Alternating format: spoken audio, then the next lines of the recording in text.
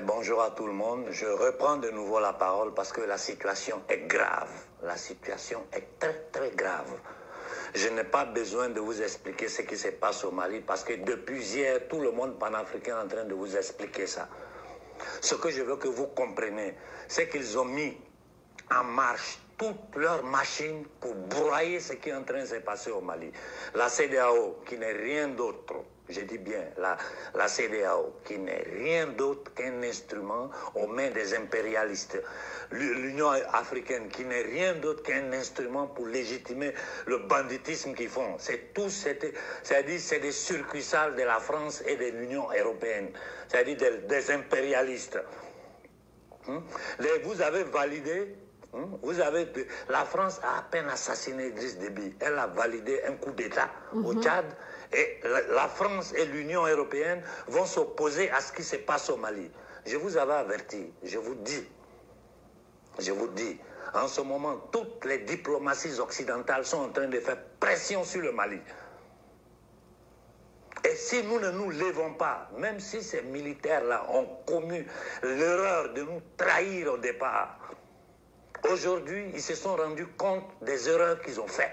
Nous ne leur faisons pas confiance, mais nous allons leur donner notre soutien pour le moment. Donc je demande à la jeunesse malienne, je dis, laissez tomber ces histoires de place d'indépendance là. Dirigez-vous à milliers vers l'ambassade de Russie. À milliers, je vous dis. Et demandez l'intervention immédiate de la Russie sur la situation malienne aux Nations Unies.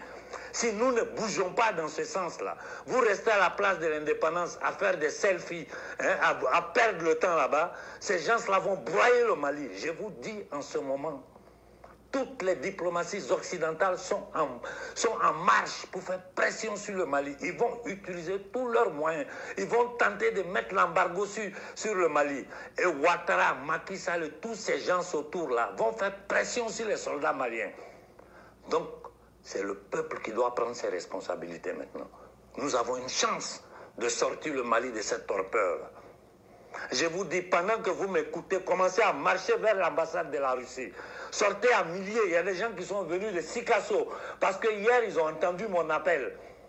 Ils sont partis de Sikasso pour arriver à Bamako ce matin, prêts à aller devant l'ambassade de la Russie pour demander l'intervention de la Russie. Vous, les mêmes qui avez trahi le combat par vos erreurs politiques, par vos erreurs stratégiques, et parce que certains parmi vous sont des vendus, c'est vous qui êtes encore de nouveau en train de nous bloquer dans le projet, dans la stratégie politique que nous sommes en train d'utiliser.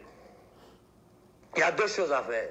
Ou vous occupez les ambassades de France, ou vous allez devant l'ambassade de la Russie et vous demandez au président de la Fédération russe d'intervenir immédiatement aux Nations Unies.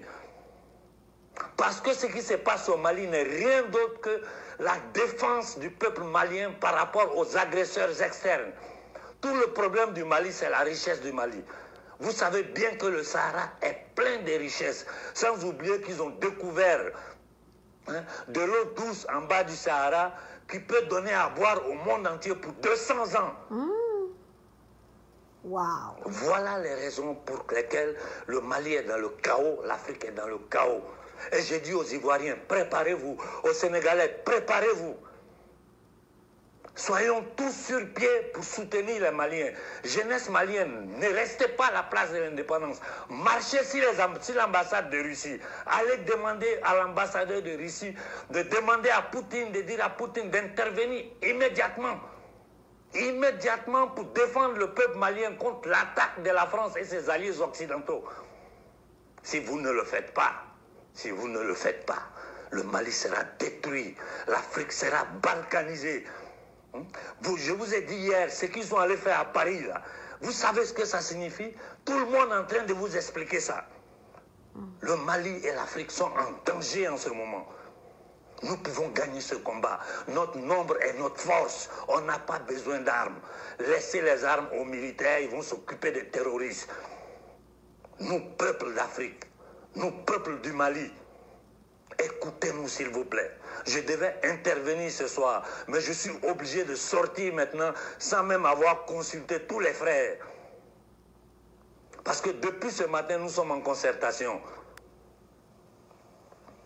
Il faut que vous marchiez vers l'ambassade de la Russie immédiatement. Allez, tout Bamako doit se diriger vers l'ambassade de la Russie pour demander l'intervention de la Russie.